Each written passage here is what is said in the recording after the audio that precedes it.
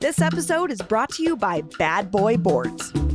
Based right here in Denver, Bad Boy Boards takes raw hardwood and turns it into world-class cutting boards, charcuterie boards, chess boards, and more.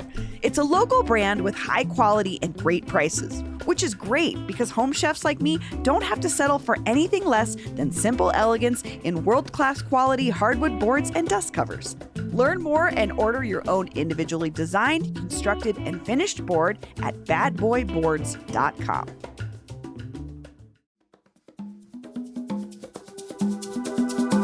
Today on CityCast Denver, is AI an existential threat to humanity or the future of work? Whatever it is, it's already here. As of a couple weeks ago, a cutting-edge AI chatbot has been manning the drive-thru of the Carl's Jr. in Lakeside. So my producer Paul and I went to test it out. And then I talked to the CEO of Valiant AI, the local company behind the software that could be taking your order soon. Today is Monday, June 12th. I'm Bree Davies, and here's what Denver's talking about.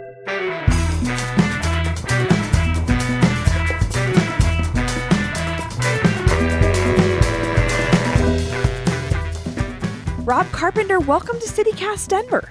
Thank you so much for having me. I really appreciate it. So the reason I'm talking to you is because your company's AI technology is being used at a Carl's Jr. here in Lakeside, and we wanted to try it. So my producer Paul and I made a trip to the drive-thru ourselves, and a voice greeted us. Can I play you a clip of what happened next? Sure, go for it. Sorry, are you there? Yeah, I'm here. Okay. Can I actually ask you a weird question? Yeah. So I heard this is one of the Carl's Jr. locations that is contracted with a local AI company to provide voice services for the drive-thru. Yes. I know this is a really uncomfortable question, but is that you? No. You sound like a person. No, it's not me. It's just, like how Siri sounds like on iPhone? Yeah. Or like Alexa, it sounds just like that. Yeah. She was on over here, but we kind of turned her off because she needs some more improvements. So. What do you think about what you just heard? If she was an AI, I would love to have hired her because I think she sounded fantastic. That was a brand new store. Customers weren't as familiar or used to ordering from that system. And that was the first time we had launched that brand of Carl's Jr. in that store. So we're like, okay, this one's a little more intense. Let's pause this one. So we did pause that store. We're currently in Westminster right now. We have 2 in Pueblo, and we just launched another location south of Pueblo.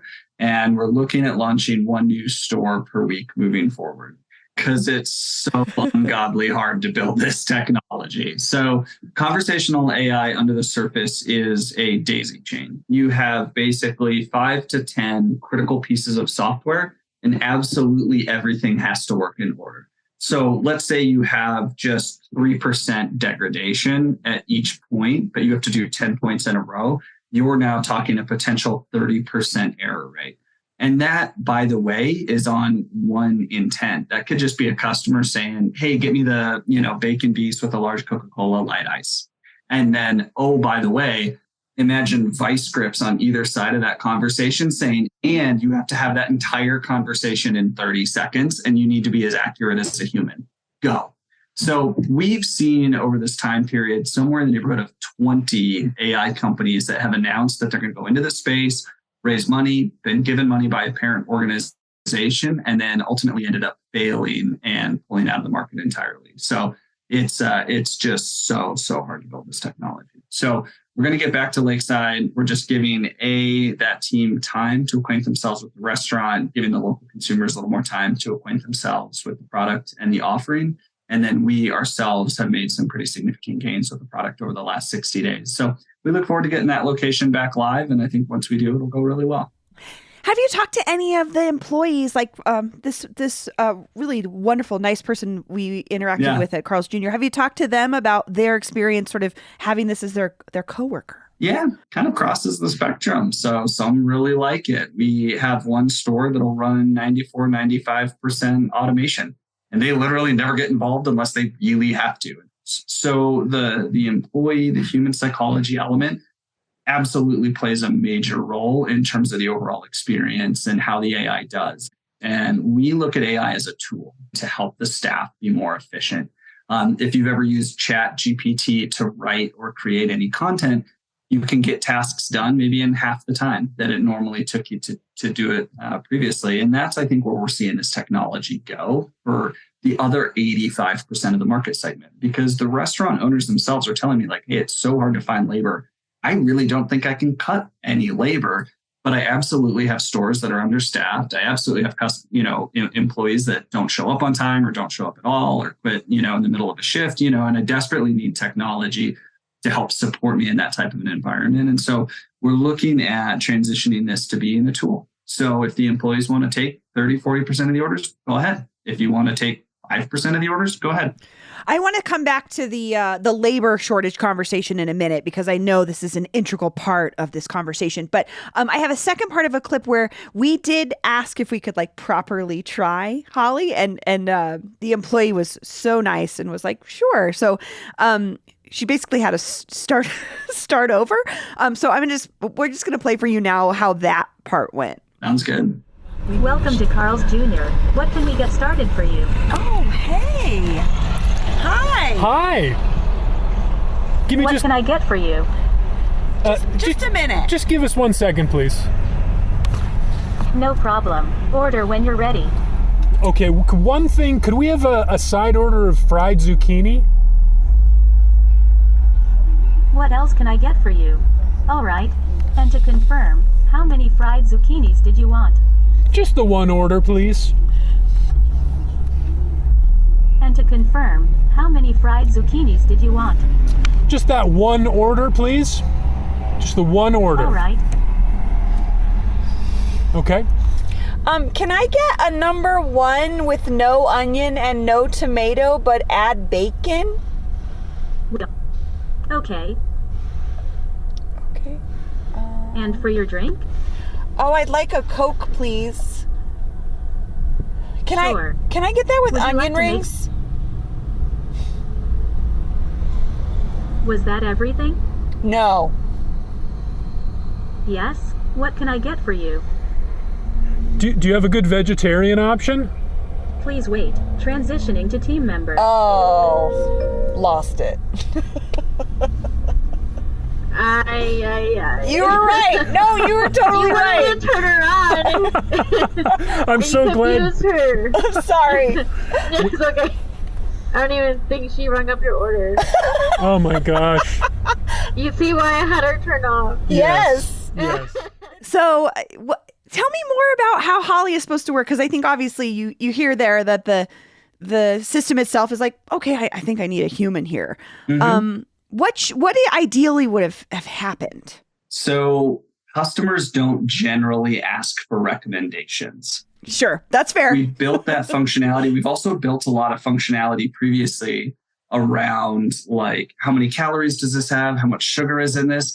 And like, nobody ever asks those questions. And it is generally a challenging situation, whether it's journalism or, to be honest, like even just investors or prospective customers, because they're like, okay, let us both be talking. Let's have background noise. Let's ask for recommendations. Let's do this, and you're looking for the edges of the system, and you found it. What generally we see for traditional customers that are going through the drive-through is they're like, hey, I want this. And then we're like, okay, do you want to make it a combo? Do you want a drink? And they're like, sure, I'll take a Coke. And I want this, and that's it. So that's why we talk about, the AI will take a significant portion of the overall orders, but absolutely the AI is not a human. So in those types of situations, the system is like, I am not doing well. Let me just go ahead and this off to my coworkers and be like, good luck. Sure. So I totally hear you. I think that makes sense, because especially we're talking about fast food. Who goes to McDonald's and is like, what do you I recommend? didn't even know they served fried zucchini. I was like, is that even a product? Like, oh my Yeah, God, it is a product. That was a recommendation from a friend of mine. She was like, oh, you got to get the fried zucchini. And I was like, okay, because there's not a Carl's Jr. near my house. But the thing, I would say the reason we were asking that was they have a Beyond Meat option. Mm-hmm.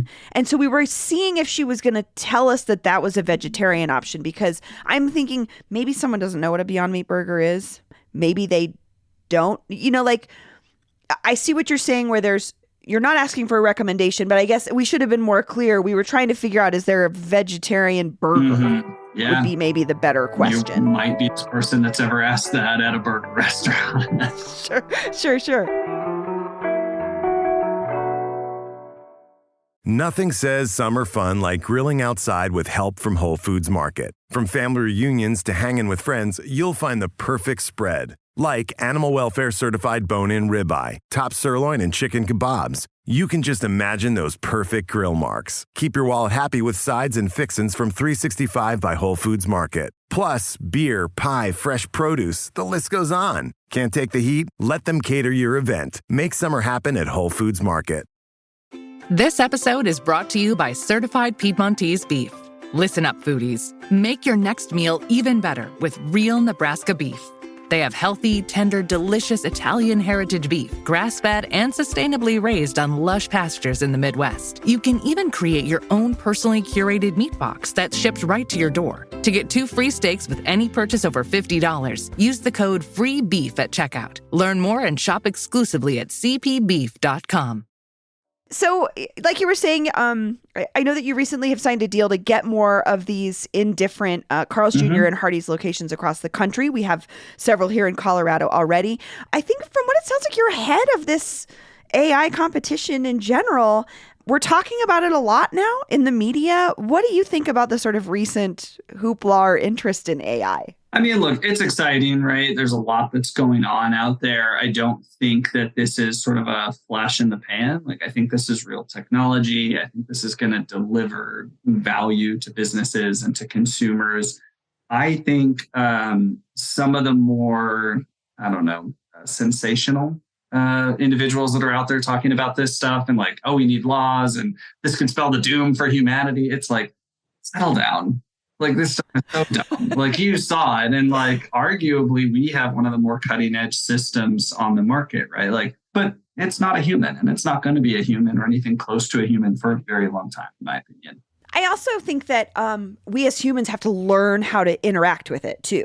So as we get used to using it more often, we'll understand what its prompts would want for us. Like, I think about, I called my doctor's office the other day, and they clearly got an automated assistant all of a sudden, and it was like, text this number and give me like the information. Yeah. And I was like, I don't know if they want just like the date and the time. Do they want my, you know what I mean? Yeah. So I was thinking this will be something that we as humans will also have to, there's a learning curve for us as well. Like any other technology, right? Mm-hmm.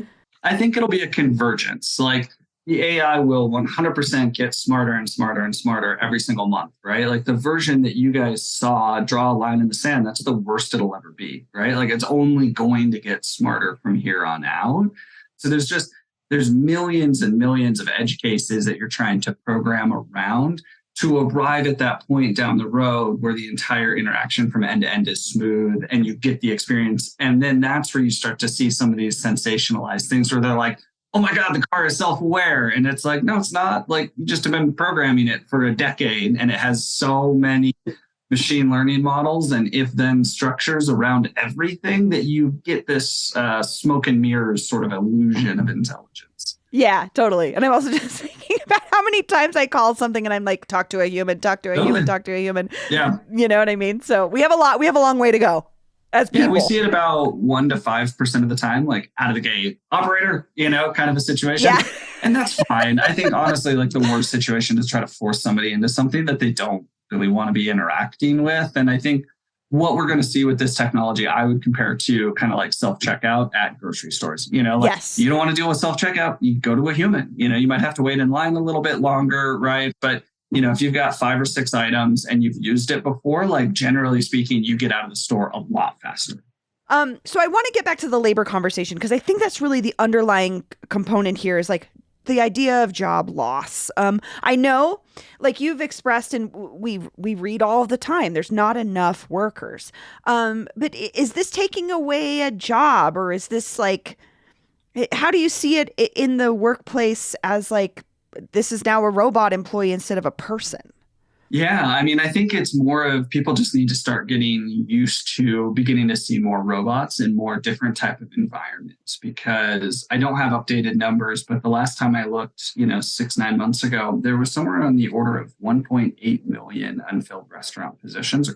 Anywhere between 33 and 50% of every single restaurant out there is understaffed. And that puts a tremendous amount of additional pressure on the employees who did show up and are trying to do a good job, but now they're trying to do a job for 3 different people. I mean, there was one time we were at a restaurant and Burger King reached out to us and they're like, hey, we want to come test the product. And I was like, great, come on, let's go down, And we get there and we literally waited in line for 30 minutes to get up and order. And I'm like just sweating, right? I'm like, oh my God, the AI is failing. I'm doing a terrible job.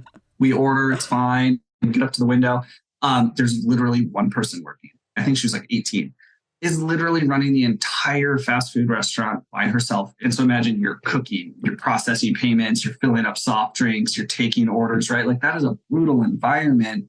And if you put yourself in the position of an employee, right? Imagine, you're standing on your feet for 8 hours and it's really monotonous. You're saying the exact same greeting. You're getting pressure to say the exact same upsells. You're giving slight variations of the total, and then you're doing it again. And you have to do that 300 times over the course of 8 hours, right? Like if you think about a manufacturing facility and you have a robot arm that picks something up in one place and moves it to the other place because it's monotonous, it's like, you don't need to have a human do that. Like that'll kill your soul being that repetitive, doing the same thing over and over again. Like let the robots do the drudgery, let the humans do the more creative and interesting elements and what it means, right, to be a human. I also want to point out too that like in general, economies are dynamic. People think anytime there's job loss that suddenly it's a terrible thing. But all we have to do is go back, 120 years and 95, 96% of Americans worked in some way or another in the agrarian industry, right? And now I think the most recent statistics is it's like 1 or 1.5%. But do we have 94% unemployment because all those jobs were lost? No, because economies are dynamic. And as robots in the form of, Caterpillar tractors and things like that came onto the market and made humans more efficient, our economy grew. Wealth was created, new jobs were created, new businesses were created, new industries were created, right? Where I think people have to be hyper aware is more around the rate of automation, right? Like we can turn over an economy in 100 years. But what happens if an economy turns over in 20 years, right? Like that's a really big problem. And so we need to be keeping an eye on, do all fast food workers get automated? Do all semi-truck drivers get automated? Do all taxi cab drivers get automated? And if all those things happen in 5 years, that's a huge problem. If those things happen over the course of 50 years, we're totally fine. So I kind of want to finish on this. You've touched on some of these ideas, but the hypothetical things about AI that I think scare us a little bit. These, the scary sci-fi versions. Get into it. I love it. Like the HAL, the Skynet. Like, what is the positive version of that? Like, what would Denver look like in Rob Carpenter's version of AI in the future? What time period are we talking about? That will have a major so impact. I've got it. I have a 2-year-old. I got my first job at 14. I don't know, in 12, 15 years. What kind of Denver could he be looking at if we saw this in a good way? I think really high skilled wage type of work where you're in more comfortable environments. So let's just say it's a young person, they're starting out and it's just truly a basic entry level job. Well, right now they might be standing on their feet for 8 hours, repeating the exact same phrase over and over and over again, right? Well, in this alternative future, they could be sitting in a warm, comfortable office, drinking a Red Bull or a cup of coffee. I mean, right now, we see when we're out there looking to hire people that AI engineers, people that can train these machine learning models, I mean, entry level, they can be making $150,000, and in the higher end echelons, they're $300,000 to $500,000 on average, right? And so, yeah, inflation's going up, but now we're sort of seeing the market moving into some of these kind of higher income, higher wage type of paying jobs. And so, as a optimist, when I look at these types of things and I look at the last 120 years and I look at how hard AI is and how much slower it's developing than I think we thought a decade ago, I think that we will see some creative destruction, but we're going to see a lot of new jobs and positions and industries opened up in 1999, who would have thought that social media manager, right? But now that's a position, and people make really, really good money and live very comfortably and have good careers doing that job. Well, Rob, thank you so much. This has been enlightening. Thank you so much for having me. I appreciate it.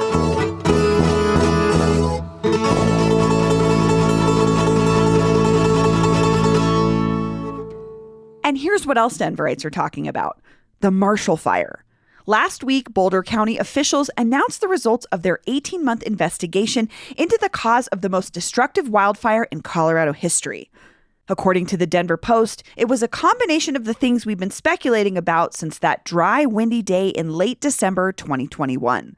There was a week-old ember on the 12 Tribes property that ignited under high winds, and a defective XL power line that sparked a second fire. No criminal charges have been filed. Oh, and before I go, it's summer and we're gearing up for our next local food battle: ice cream. And we need your help. What's your favorite local ice cream place?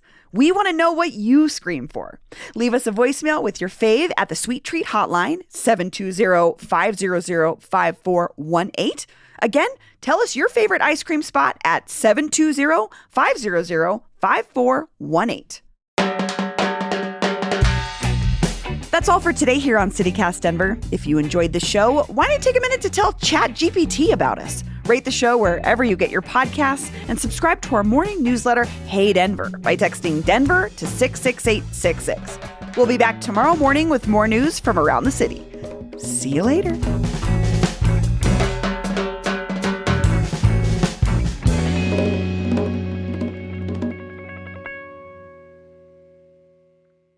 Yeah, like, how is it in practice? What is it really like? Like, I don't care if you can recreate a Picasso painting with a bunch of prompts, you know?